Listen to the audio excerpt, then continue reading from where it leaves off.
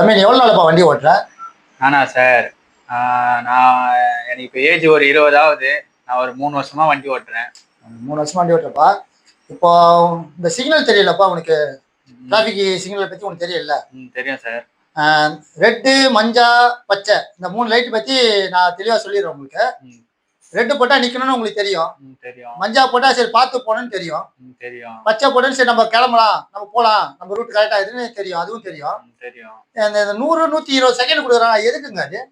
எதுக்குன்னா, மக்கள் வந்து என்ன பண்ணுவாங்கன்னா, அந்த செகண்ட்ஸ் கொடுக்கலன்னா சிக்னல்ல வெயிட் பண்ண மாட்டாங்க. வண்டியை பாட்டுன்னு எடுத்துட்டு சார் போயிடுவாங்க. அதுதான் நான் என்ன சொல்றேன்னா, மஞ்சா போட்டா நம்ம நிக்கணும், வண்டிங்க பார்த்து போகணும் அப்படின்னு தெரியும்.